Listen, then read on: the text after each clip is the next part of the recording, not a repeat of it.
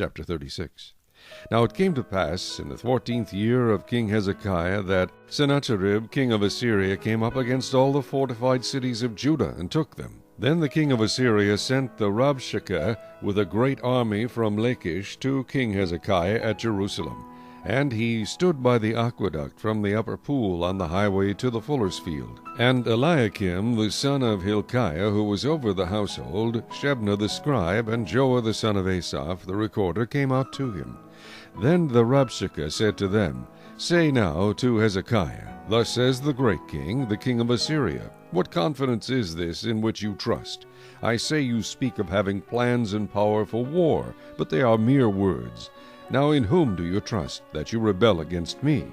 Look, you are trusting in the staff of this broken reed Egypt, on which if a man leans, it will go into his hand and pierce it. So is Pharaoh king of Egypt to all who trust in him.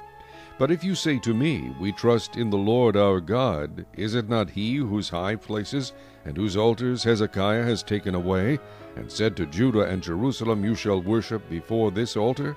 Now therefore, I urge you, give a pledge to my master the king of Assyria, and I will give you 2,000 horses, if you are able on your part to put riders on them. How then will you repel one captain of the least of my master's servants, and put your trust in Egypt for chariots and horsemen? Have I now come up without the Lord against this land to destroy it? The Lord said to me, Go up against this land and destroy it.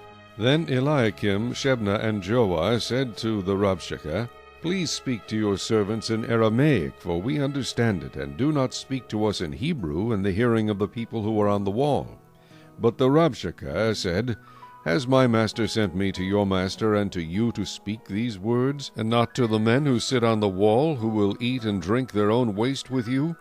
Then the Rabshakeh stood and called out with a loud voice in Hebrew, and said, Hear the words of the great king, the king of Assyria. Thus says the king, Do not let Hezekiah deceive you, for he will not be able to deliver you. Nor let Hezekiah make you trust in the Lord, saying, The Lord will surely deliver us. This city will not be given into the hand of the king of Assyria.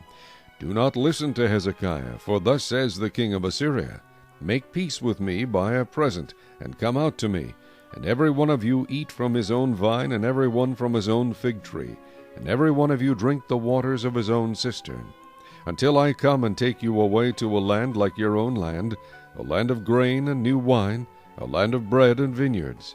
Beware, lest Hezekiah persuade you, saying, The Lord will deliver us.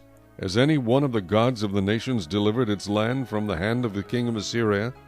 Where are the gods of Hamath and Arpad? Where are the gods of Sepharvaim? Indeed, have they delivered Samaria from my hand? Who among all the gods of these lands have delivered their countries from my hand, that the Lord should deliver Jerusalem from my hand?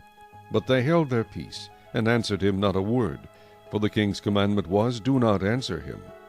Then Eliakim the son of Hilkiah, who was over the household, Shebna the scribe, and Joah the son of Asaph, the recorder, came to Hezekiah with their clothes torn, and told him the words of the Rabshakeh.